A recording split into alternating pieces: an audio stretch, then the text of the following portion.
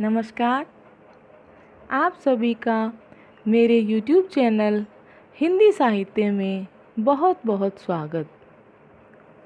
आज हम आपको रसखान जी द्वारा रचित सुजान रसखान जी की आगे की काव्य पंक्तियाँ करवाएंगे। रसखान जी भगवान श्री कृष्ण के अनन्य भक्त रहे हैं।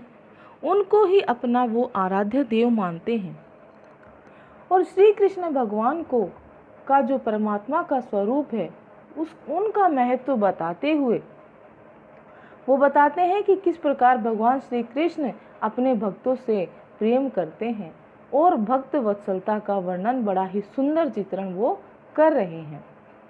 तो रसखान जी क्या कहते हैं? शेष गणेश महेश दिनेश सुरेश हूँ जाहि निरंतर गावे। भक्त कवि रसखान कह रहे हैं कि जिन परमात्मा स्वरूप भगवान श्री कृष्ण का गुणगान कौन कौन निरंतर गावे, जो निरंतर गान गाते रहते हैं, गुणगान करते रहते हैं, वो कौन कौन है? शेष शेषनाग, गणेश गणेश, महेश महादेव शिवजी, दिनेश सूर्य भगवान और सुरेश सुरेश अर्थात देवराज इंद्र जो है निरंतर प्रभु श्री कृष्ण के गान गाते रहते हैं, उनका ध्यान लगाए रहते हैं। जाहि अनादि अनंत अखंड अछेद अभेद सुभेद बतावे। अब जाहि अर्थात अब उन परमात्मा को जिनको वेदों में अनादि बताया गया है, अनंत बताया गया है, जिनका कोई अंत नहीं है, अखंड जो मतलब जिनको कोई खंडित नहीं कर सकता, अछेद जिनको कोई काट नहीं सकता, जो नाशवान नहीं है और अभेद जिनका कोई भेद नहीं पा सकता। ये सब बातें किसमें बताई गई हैं? सुवेद बतावे। ये सारी बातें वेदों में कही गई हैं। नारद से सुख व्यास रहे पचिहारे तो पुनि पार न पावे। फिर कहते हैं कि देव ऋषि नारद से लेकर महर्षि सुखदेव और व्यास जो इतने बड़े ऋषि मुनि हुए हैं वे भी उनके नाम को पचिहारे हार गए हैं। कैसे? रटते रटते यानी उनका नाम सिमरन करते करते वो जो है इस बात से हार गए हैं, अर्थात उनका पार नहीं पा सके हैं। पुनि पार न पावे अर्थात उनका जो रहस्य है, जो उनका भेद है, उसे नहीं पा सके हैं। ताही अहिर की छोहरियाँ छछिया भर छाछ पे नाच नचावें। देखिए कितना सुंदर वर्णन किया गया है कि उन भगवान श्री कृष्ण को जो परमात्मा स्वरूप है, जो उनका नाम सिमरन करते करते जो ऋषि मुनि हैं, जो बड़े बड़े देवता हैं, वो भी हार गए हैं। लेकिन उन श्री कृष्ण भगवान की बाल लीलाओं का अति सुंदर वर्णन देखिए कि उस समय वो क्या करते हैं कि वो अहिर की जो छोरियां हैं, जो ब्रज में जो गोपियां हैं, वो क्या करती हैं? भगवान श्री कृष्ण को छछिया भर छाछ के लिए, यानी एक मिट्टी के बर्तन में थोड़ी सी छाछ है, उस छाछ के लिए श्री कृष्ण को नाच नचाती हैं, अर्थात अनेक प्रकार से बाल क्रियाएं करवाती हैं। उन्हें जो है छाछ का लालच देकर, लोभ देकर उनसे जो है नृत्य करवाती हैं। कभी इस प्रकार श्री कृष्ण भगवान अपने भक्तों के प्रति प्रेम में जो है नृत्य करते हैं, अपनी बाल लीलाएं करते हैं। तो इस प्रकार उनकी भक्त वत्सलता दिखाई है। आगे की पंक्तियों में क्या कह रहे हैं रसखान जी?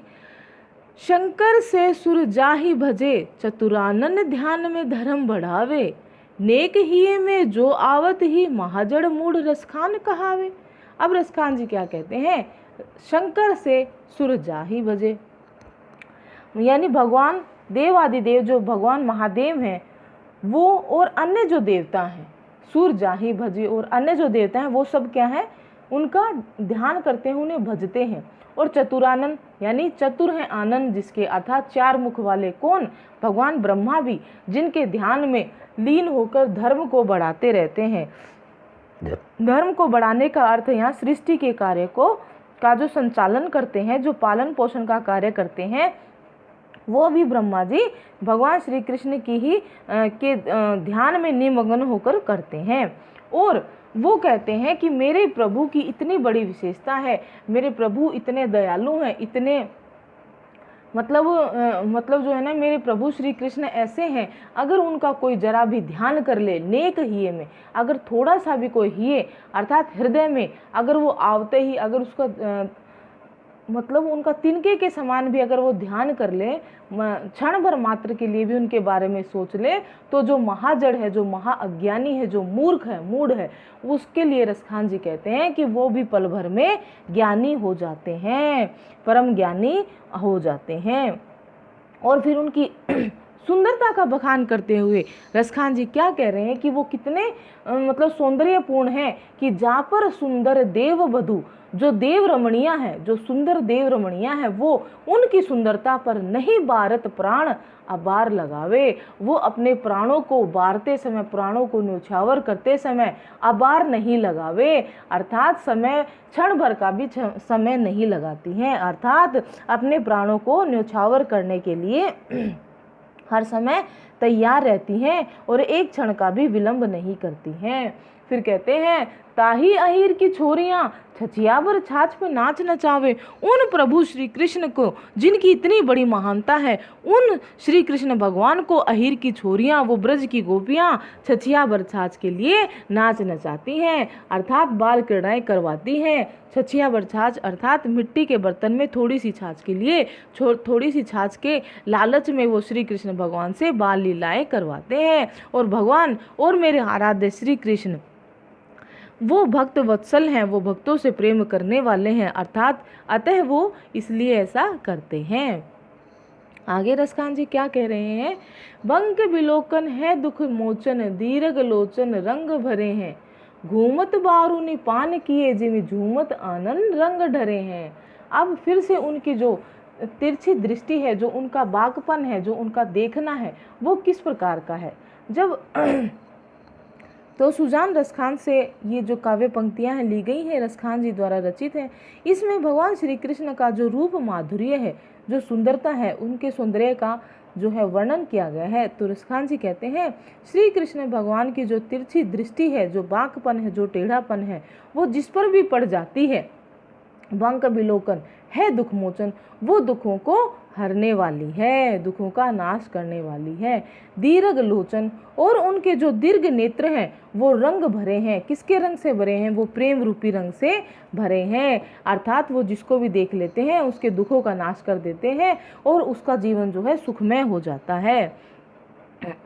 आगे वो कह रहे हैं घूमत बारूनी पान किए जिमि झूमत आनन रंग ढरे हैं। घूमत यानी जब उनके नेत्रों की जो बरौनी है, जो जिनको हम आईब्रो भी बोलते हैं, तो वो जो बरौनी है नेत्रों की, ये जो इस जब घूमती हैं, जब वो भगवान श्री कृष्ण अपने नेत्र की बरौनियों को घुमाते हैं, तो जिमि झूमत आनन रंग ढरे हैं, तो उनके घूमने से उनकी जो चेहरा है, उनका जो चेहरे की सुंदरता है उसको और अधिक बढ़ा देती है और ऐसा लगता है मानो उनकी मुख की माधुरी छवि प्रेम के रंग को ढलका रही है, अर्थात उनके मुख से प्रेम का रंग निकल रहा है, प्रेम का रंग ढलक रहा है। उड़ेल वो जो है उनकी बरौनियाँ उनके चेहरे से प्रेम रूपी रंग को जो है सब ओर फैला रही हैं। गंडनी पे किलके छवि कुंडल नागरी नैन विलोक अरी हैं, और जब उनके चतुर चंचल नेत्र, नागरी नैन जो चतुर नेत्र हैं, उन पर उनके जो कुंडलनों की छवि है, जो कुंडल उन्होंने कान में पहने हुए हैं, उनके कुंडलनों की छवि है, जो कुंडल उनके कपोलों को स्पर्श करते हैं, उनके गालों को छूते हैं, तो और भी अधिक जो है प्रसन्नता का भाव व्यक्त करते हैं। विलोकी अरे हैं, अरे उनकी ऐसी छवि, ऐसी सुंदरता को देखकर जो है मन और भी अधिक प्रसन्न हो जाता है। रसखान हरे ब्रज बालन को मन ईसत हासी के पानी परे हैं। रसखान जी कहते हैं कि ऐसी सुंदरता को देखकर ब्रज की बालाओं के नेत्र जो हैं उसी रूप सौंदर्य पर ही रुक जाते हैं, अर्थात जब वो ब्रज की रमणियाँ, जब वो ब्रज की ब्रज बालाएं, ब्रज की गोपियाँ के मन को जो है हर लेती है। क्या? भगवान श्री कृष्ण के चेहरे की सुंदरता, उनका जो बांकपन है, उनका जो देखना है, वो उनके मन को हर लेते हैं, अर्थात उनका मन जो है वो पराया हो जाता है। और ईसत हानि के पानी, और वो उनकी जो है ना हंसी के हाथों पड़कर उनका मन पराया हो जाता है, अर्थात जब भगवान श्री कृष्ण मधुर मुस्कान मतलब मधुर मुस्काते हैं, मधुर रूप में मुस्काते हैं या मधुर मुस्कान देते हैं। तो ऐसी उनकी हंसी पर, ऐसी उनकी मुस्कान पर ब्रज बालाओं का जो मन है वो पराया हो जाता है, अर्थात वो श्री कृष्ण की सुंदरता पर ही मोहित हो जाती हैं। इस प्रकार श्री कृष्ण प्रभु की जो सुंदरता है, जो उनका बांकपन है, जो उनकी तिरछी दृष्टि है, जो उनका देखना है, वो इस प्रकार का है कि वो प्रत्येक ब्रज बालाओं के मन को हर लेने वाला है। अब आगे की पंक्तियों में क्या कह रहे हैं रसखान जी, जा दिन ते मुस्कान चुभी चुभी उड़ता दिन ते जो भई बनवारी, कुंडल लोल कपोल महाछवि कुंजन ते निक्सो सुखकारी। अब इन पंक्तियों में गोपियां जो हैं आपस में बातें करती हैं और अपनी सखी से कहती है एक गोपी कि जिस दिन से वो श्री कृष्ण की जो चितवन है, जो टेढ़ापन है, जो उनका देखना है, जो जा दिन ते, जिस दिन से उनकी मुस्कान जो है मेरे हृदय में चुभ गई है, अर्थात हृदय में गड़ गई है, उस दिन से ही मैं हुई जो भई बनवारी, उस दिन से ही मैं बावरी हो गई हूँ। अर्थात मैं तो पूर्ण रूप से श्री कृष्ण की ही हो गई हूँ, उन पर अनुरक्त हो गई हूँ, अर्थात उन पर रीझ गई हूँ। अब वो कहते हैं कि वो किस प्रकार से, मतलब उन्होंने अपने कानों में क्या पहना है, उनके कानों के जो कुंडल हैं वो उनके कपोलों को यानी उनके गालों को स्पर्श करते हैं। कुंडल लोल कपोल महाछवि, ऐसी जो उनकी छवि है, इस प्रकार जो उनका रूप सौंदर्य है, ऐसे रूप सौंदर्य को लेकर जब वो कुंजन से निकलो, जब वो वन से निकलते हैं, तो वो जो छवि होती है वो अत्यंत सुख देने वाली है। तो वो कहती हैं वो गोपी, हो सखी आवत ही बगैर पग पैंड तजी रीझई बनवारी। हे सखी, मैं तो जो है ना घर जाना चाहती हूँ, लेकिन श्री कृष्ण के ऐसे रूप को देखकर, उनकी मधुर मुस्कान को देखकर मेरे जो पग हैं, मेरे जो कदम हैं, वो घर की तरफ जाने की बजाय श्री कृष्ण पर ही मैं आसक्त होकर उनकी तरफ चली जाती हूँ। अर्थात वो जाना तो चाहती हैं अपने घर की तरफ, लेकिन जब ऐसी सुंदर छवि वाले, ऐसे मनमोहक रूप वाले श्री कृष्ण जब वन से निकलते हैं और उन्हें गोपियाँ देख लेती हैं, तो गोपी कहती हैं मेरा मन तो जो है घर जाने की बजाय मेरे कदम तो श्री कृष्ण की ओर बढ़ रहे हैं। अर्थात मैं घर जाने के लिए मेरा मन नहीं कहता है और जो है मेरे कदम भी उस तरफ जाने से रुक जाते हैं। मैं तो जो है अपने घर आने, मतलब मेरा घर आ गया है मैं, लेकिन फिर भी मेरे घर में आने के रास्ते पर मैं कदम न बढ़ाकर श्री कृष्ण की ओर ही रीझती जा रही हूँ। रसखान परी मुस्कान के पानिन कौन गहे कुलकानी विचारी। अब वो जो बिचारी है, जो प्रेम के वशीभूत है, जो विवश है, कौन? गोपी। अब वो मुस्कान के पानिन, अब वो श्री कृष्ण की मुस्कान के हाथों में पड़ गई है, अर्थात उनके हाथों जो है वो पराई हो गई है। उनकी मुस्कान को देख लेने के बाद अब वो स्वयं के नियंत्रण में नहीं रही है। तो रसखान जी कहते हैं कौन गहे कुलगानी, तो अब कौन उस बिचारी को कुल की मर्यादा की याद दिलाए, अर्थात उसे कौन कहे कि तुम अपने इस समय तुम अपने घर पर चली जाओ और ये लोक मर्यादा की बातें हैं, लेकिन ये सारी बातें, ये जो सामाजिक मर्यादाएं हैं, अब उसे कौन याद दिलाएगा, अब उसे कौन ऐसा कहेगा, क्योंकि वो तो श्री कृष्ण की मधुर मुस्कान पर, उनके चेहरे की सुंदरता पर, उनकी बरौनियों पर, उसके मुस्कान पर पूरी तरह से मोहित हो चुकी हैं, आसक्त हो चुकी हैं। अब उन्हें कुछ भी दिखाई नहीं दे रहा है और कुछ भी समझ नहीं आ रहा है। तो आज की आपकी कविता एक पैरा और देखिए कि कौन को लाल सलोनो सखी वह जाकी बड़ी अखियां अनियारी, जोहन बंक विशाल के बानन वेदत है घट तीछन भारी। अब गोपियां आपस में बातें करती हुई कहती हैं कि हे सखी, तू बता कि किसका लाल, किसका पुत्र जो है सबसे सलोना है, सबसे सुंदर है, सबसे आकर्षक छवि, सुंदर छवि वाला है। वह जाकी बड़ी अखियां न्यारी, तो वो गोपी जो सखी है वो अपनी दूसरी सखी से कहती है कि वही सबसे सुंदर है, जिसकी आंखें बड़ी विशाल है, जिसके नेत्र बड़े ही आकर्षक हैं। तो वो कौन है? वो यशोदा के पुत्र श्री कृष्ण, यशोदा के लाल श्री कृष्ण हैं। तो वो कहती हैं कि जोहन बंक विशाल के बाननी बेदत है घट तीछन भारी।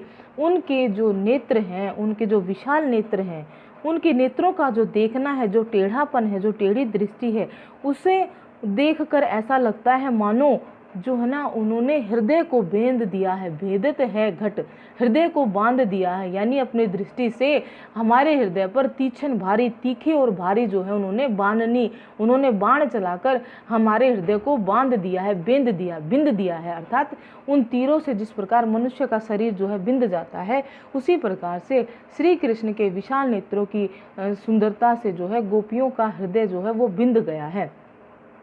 और उनका देखना किसके समान बताया गया है? तीखे और भारी बाणों के समान जो है बताया गया है। रसखान सम्हारी परे नहीं, चोट सु कोटि उपाय करो सुखकारी। रसखान जी कहते हैं कि श्री कृष्ण के जो कटाक्ष से जो प्रहार होते हैं उसके लिए आप कितना भी उपाय क्यों ना कर लें, लेकिन हम फिर भी जो है 100 कोटि उपाय करो परे नहीं चोट सु, लेकिन फिर भी उसका कोई उपाय नहीं मिल पाता है। तो वो कहते हैं कि उनका इस प्रकार से देखना भी सुखकारी, हमें अत्यंत सुखदायक प्रतीत होता है। इसलिए गोपी कह रही हैं, भाल लिखो विधि हेत को बंधन, कि हमारे भाल अर्थात हमारे भाग्य में ऐसा लिखा है, विधि ने, उस भगवान ने, उस विधाता ने ही ऐसा लिखा है कि इस हेत के बंधन को खोल सके। इस हेत अर्थात इस प्रेम के बंधन को अब कौन खोल सकता है, अर्थात कौन ऐसा हितकारी है जो उनकी रूप आसक्ति से हमें मुक्ति दिला सकता है। अर्थात कोई नहीं है ऐसा, क्योंकि उस विधाता ने ही हमारे भाग्य में ऐसे प्रेम के बंधन को लिखा है।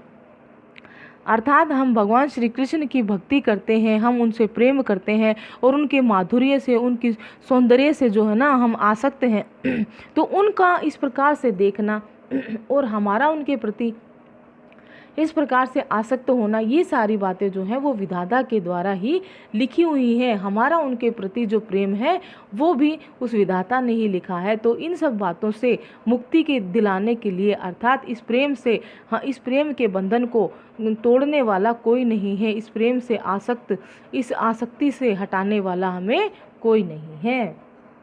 इस प्रकार आज की कविता यहीं तक। धन्यवाद। हाँ तो बच्चों, मैं उम्मीद करती हूँ कि मेरे द्वारा हिंदी साहित्य की जो भी व्याख्या की गई है वो आपको अच्छे से समझ में आ रही होगी। इसलिए आप मेरी वीडियोस को आपके जितने भी सहपाठी हैं, विद्यार्थी मित्र हैं, उनके साथ शेयर करें और इसी तरह की मेरी एजुकेशनल वीडियोस से अपडेट्स होने के लिए मेरे चैनल को सब्सक्राइब करें। Thank you.